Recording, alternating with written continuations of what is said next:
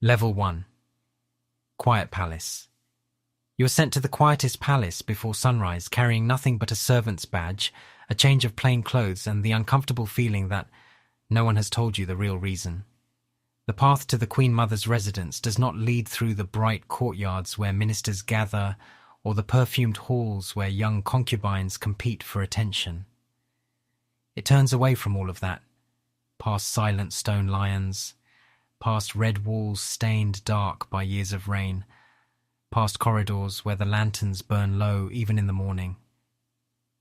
The air changes first. It smells of sandalwood, old medicine, sealed paper, and something colder than age. No one laughs here. No one walks quickly. Even the guards at the outer gate speak as if their own voices might offend the curtains. You are told the Queen Mother is old, that she rarely leaves her chamber, that your duty is simple. Carry bitter tea, replace lamps, keep your eyes lowered, and never repeat anything you hear. It sounds like a dead-end post, a place where ambition is buried politely. Then you enter the inner hall. Thick curtains hang from carved beams. A phoenix screen stands before the main seat. Behind it you see only the outline of a small seated figure, one hand resting on the arm of a dark wooden chair. Every court lady in the room lowers her head before that hand moves. A minister twice your age kneels so deeply his sleeves touch the floor. The old woman behind the screen says one name, softly, and the minister begins to tremble. That is when you understand. This palace is quiet because everyone inside it is listening.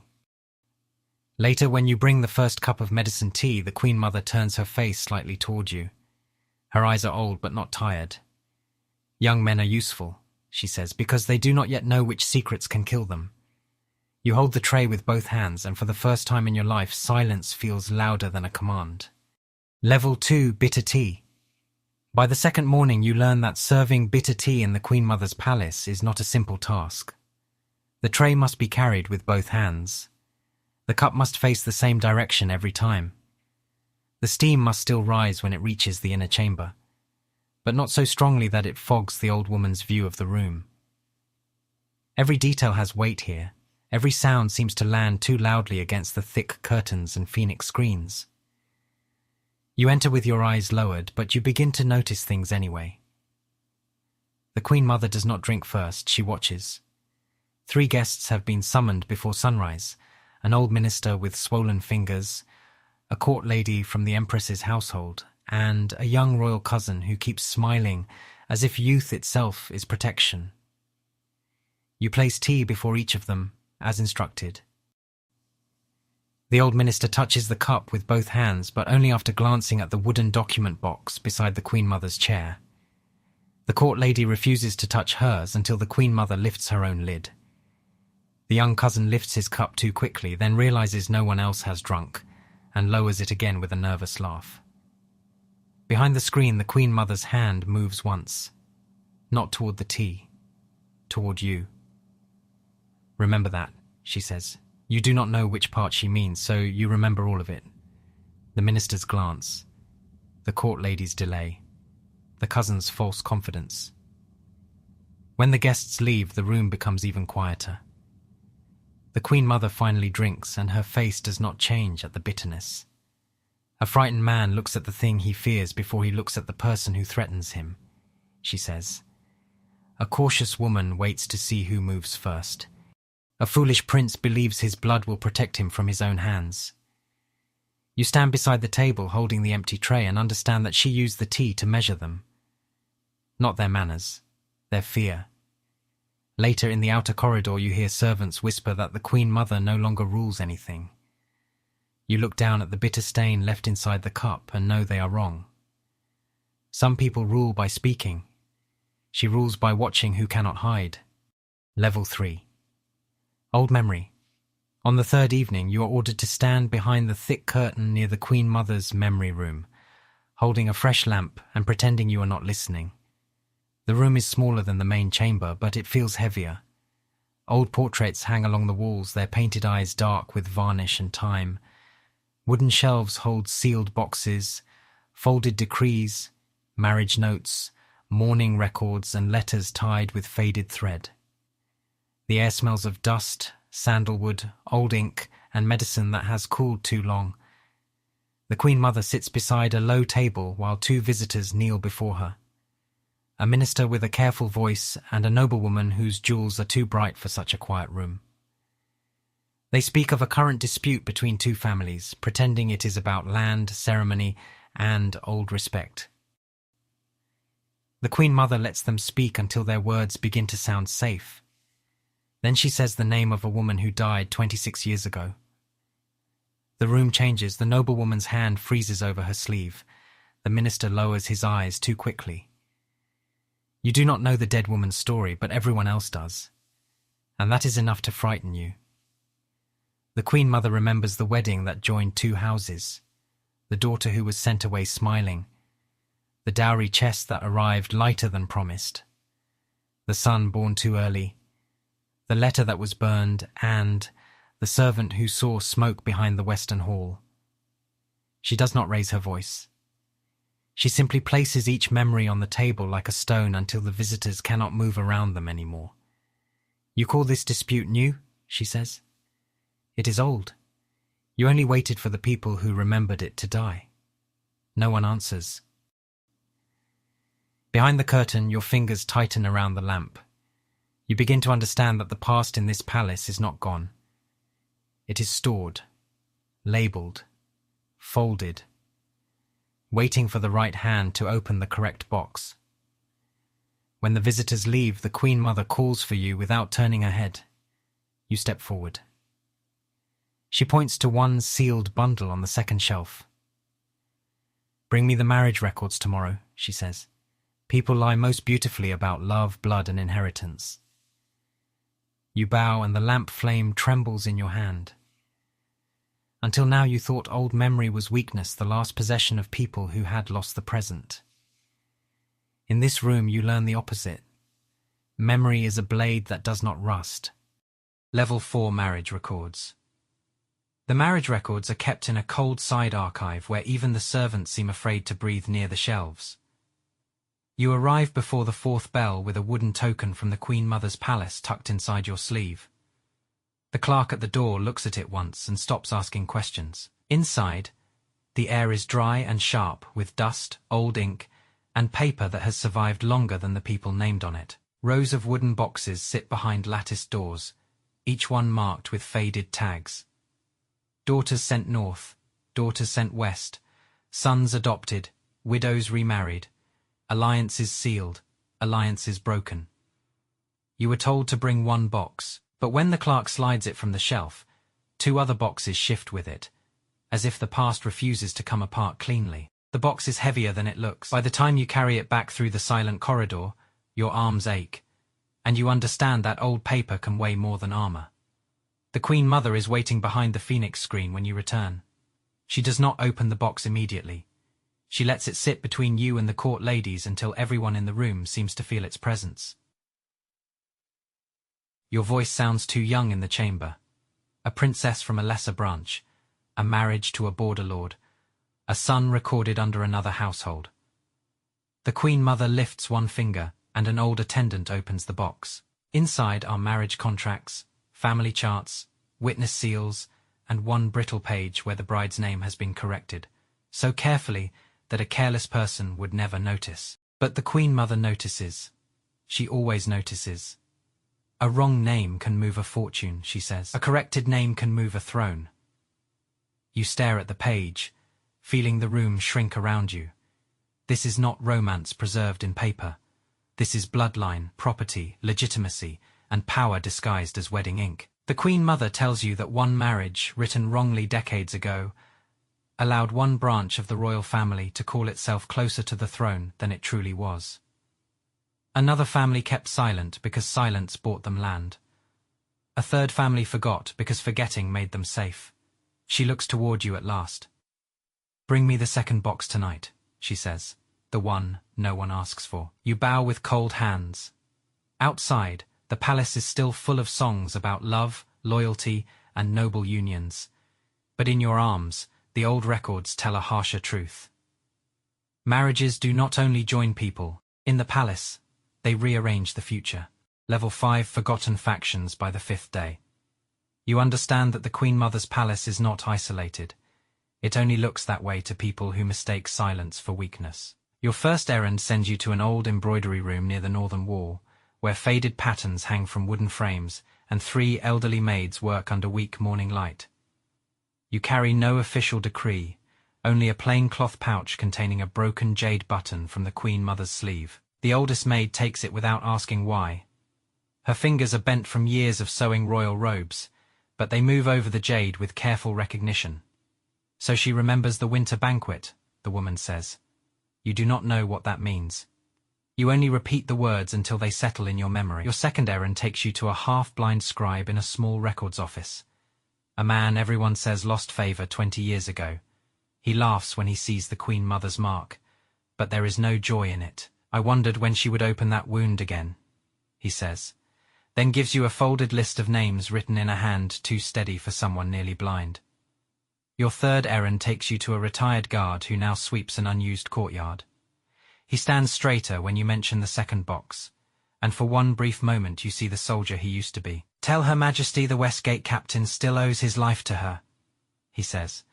By sunset your sleeves carry no jewels, no weapons, no royal command, only fragments, winter banquet, old wound, Westgate captain, a debt unpaid. When you return, the Queen Mother listens from behind the Phoenix screen, while an attendant places each message beside the marriage records. People think factions die when their leaders lose titles, she says. They do not. They become servants, widows, clerks, old guards, women in quiet rooms with long memories. You look down at the names and understand that the palace beneath the palace is older than the one seen by ministers. The Queen Mother does not need to walk the corridors to reach them.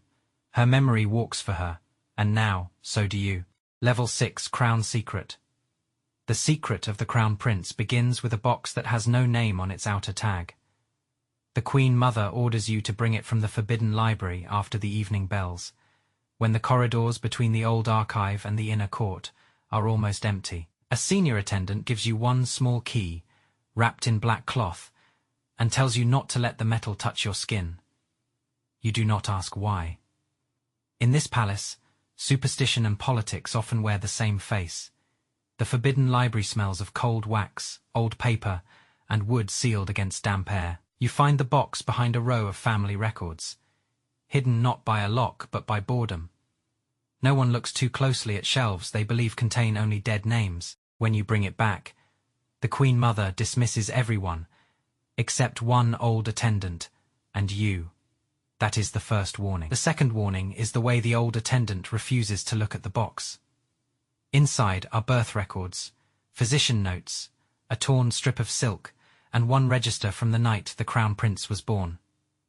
You see 2 entries marked under the same hour, 2 infants carried through the eastern corridor, 2 wet nurses summoned, 1 royal physician dismissed before dawn, 1 maid transferred to a distant shrine and never returned. Your mouth goes dry as the pieces arrange themselves in your mind. The Queen Mother does not say the Crown Prince is false. She does not need to. She only touches the register with one thin finger and says, "A throne does not always stand because the blood is pure. Sometimes it stands because enough people agree not to ask when the blood was measured." You feel the room become smaller. Outside, the Crown Prince is spoken of as the future of the kingdom, the clean line from past to tomorrow. Inside this chamber, that future rests on old ink, one scraped name, and the silence of people who were rewarded or buried for forgetting. The Queen Mother closes the box. "If this truth walks freely," she says, "men who call themselves loyal will burn the country to prove they were born closer to power." She looks at you then, and you understand why young men are useful. Not because they are innocent, but because innocence can still be trained into obedience before it becomes judgment. Level 7. Loyalty Test. The test comes disguised as a mistake. Near midnight, you are sent to carry a sealed note from the Queen Mother's palace to the small tea room beside the western corridor. The instruction is simple: place it beneath the black lacquer tray and leave without speaking to anyone. You are halfway there when a woman steps out from behind a screen, dressed in the neat dark robes of the Empress's household.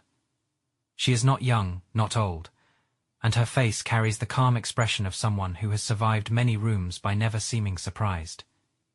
"You serve the Queen Mother now," she says. You lower your eyes and say nothing. She smiles faintly.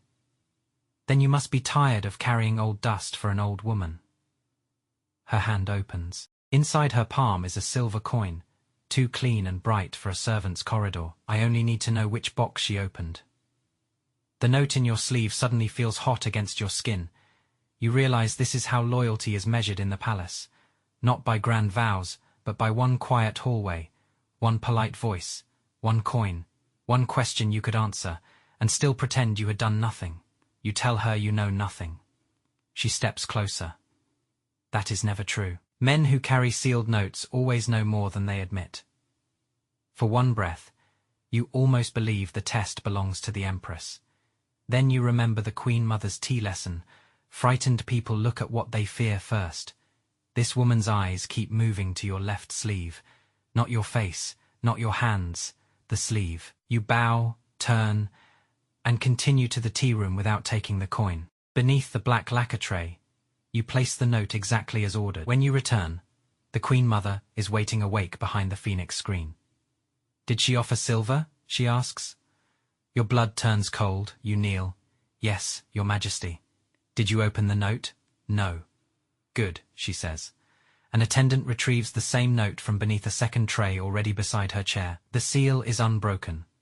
The Queen Mother opens it herself and shows you the blank paper inside. "There was nothing to betray," she says. "Only the kind of man you become when betrayal seems small." You remain kneeling, unable to speak. She does not praise you. That would make loyalty sound finished. Instead, she folds the blank page and places it beside the Crown Prince's box. "Now," she says, "we can begin giving you messages that matter." Level 8 Silent Tool. After the loyalty test, the Queen Mother no longer gives you tasks that look like errands. She gives you movements, a sealed box placed on the wrong shelf, a cup of tea carried to the Empress's outer room and left untouched, a name repeated near the western gate where the old guards pretend not to listen. Nothing you do looks important enough to accuse. That is what makes it powerful. By now, you know the hidden routes between the quiet palace and the louder parts of the court, the servant passage behind the throne hall, the narrow stair beside the record office, the corridor where court ladies pause to adjust their sleeves while trading news, the side door to the Queen's chamber that no official map admits exists. You move through them with lowered eyes and steady hands, carrying objects that mean more than they should. One afternoon, the Queen Mother instructs you to take a marriage record from one wooden box and place it inside another before the council clerks arrive. Your fingers hesitate over the paper. "Do not change the words," she says from behind the screen. "Change who finds them first." You obey. By evening, two factions that smiled at each other that morning are whispering accusations through their servants. A minister sends a polite inquiry to the Empress. The Empress sends no answer. The Crown Prince's tutor requests access to records he has never cared about before. No one mentions the Queen Mother. No one comes to her palace. No one dares. You begin to understand what it means to be her instrument. You are not ordered to strike anyone. You are ordered to move the room until others strike themselves. That night, you stand beside the old woman's chair while she drinks her medicine tea. "Power is cleanest," she says, "when no one can find the hand that used it." You look at her thin fingers around the cup, at the phoenix screen, at the sealed boxes waiting in the dark. A month ago, you believed authority needed soldiers, drums, banners, and shouted commands. Now, you know a kingdom can tilt because an old woman nods, a servant walks, and one forgotten document waits in the correct place for the wrong person to open it. Level 9 Bury Truth. The order comes on a night when rain turns the old palace windows black. The Queen Mother sends everyone away except you and the oldest attendant, then points to the Crown Prince's box without looking at it. Coal glows inside like a hidden wound. Beside it, the old attendant lays out 3 papers, the birth register, the physician's note, and the transfer record of the maid who vanished before dawn years ago. You have carried messages, moved boxes, watched factions turn on each other, and learned that truth in the palace is never clean. But this is different. This is not moving a document so the right person finds it. This is making sure no one ever does. The Queen Mother lifts the physician's note first. Her hand trembles once, not from doubt, you think, but from age. There is a woman still alive who could be saved by this, you say before fear can stop you. The old attendant closes her eyes. The Queen Mother does not look angry, that makes it worse. And there are 10,000 men who would die if it were opened at the wrong time, she answers. Outside, thunder rolls beyond the thick curtains. You stare at the papers, and imagine the Crown Prince in the main hall, the Empress behind her screen, ministers pretending loyalty while counting bloodlines, border families waiting for weakness, old factions waking like wolves. Is a truth still justice? The Queen Mother asks. If it becomes the knife that opens a civil war, you have no answer. That is the cruelty of the question. She places the first paper over the coals. The edge curls, blackens, and disappears into smoke. The smell of burning ink fills the room. You hate yourself for watching. You hate yourself more for understanding. When the last record turns to ash, the Queen Mother leans back as if something inside her has finally grown heavier than her body. Remember what was burned, she says. A lie should never be free. Someone must pay the price of carrying it. You look at the ashes, then at the old woman behind the screen, and realize she has not asked you to forget history. She has made you its grave. Level 10 throne stands by dawn. The smoke from the burned records has faded, but the smell remains in your sleeves. You walk behind the Queen Mother through the long corridor outside her palace, carrying the old wooden box that now feels lighter and heavier at the same time. Lighter because the papers are gone. Heavier because you remember what they said. The palace is waking beyond the thick curtains. Servants lighting lamps, guards changing posts, ministers preparing clean speeches for rooms built on dirty silence. Far ahead, through the open side passage, you can see the roofline of the throne hall glowing under the pale morning sky. It looks solid, eternal, untouchable. Now you know better. A throne can stand on gold, blood, law, soldiers, marriage, prayer, and ceremony. But sometimes it stands because one old woman chose which truth must never reach daylight. The Queen Mother walks slowly, one attendant at her side, her hand resting on a carved cane. No one who sees her would think she still holds the shape of the kingdom in her fingers. She looks old, small, almost fragile. Then a minister appears at the far end of the corridor, and bows so deeply his forehead nearly meets his sleeve. He is not bowing to age. He is bowing to memory.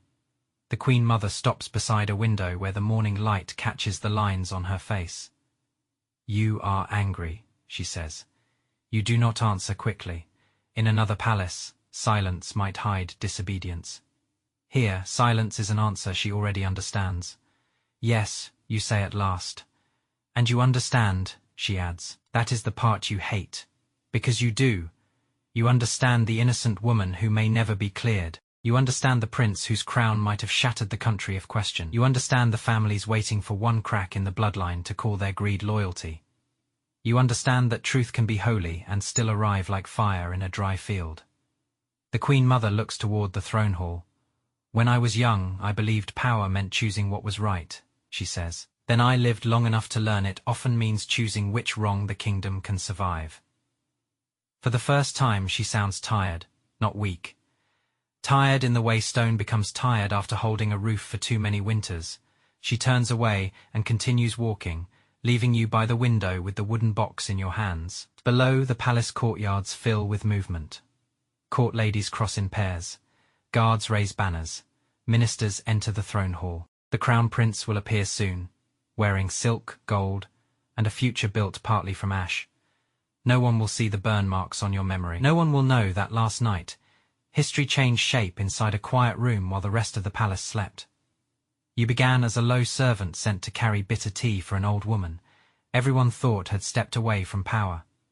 Now, you know why they still lower their voices near her curtains. She does not rule by sitting on the throne. She rules by knowing why the throne has not fallen. And you, the young man she chose, because you did not know which secrets could kill you, have become the keeper of one of them. That is the final truth of the Queen Mother's palace. The crown does not stand because every record is pure, every heir is certain, or every loyal man tells the truth. Sometimes the throne stands because someone buries the truth deep enough for a kingdom to keep breathing. And from this morning on, when you pass the throne hall and hear people praise the strength of the royal bloodline, you will feel the wooden box in your hands, smell smoke in your sleeves, and remember the old woman behind the Phoenix screen who taught you that silence is not the absence of power.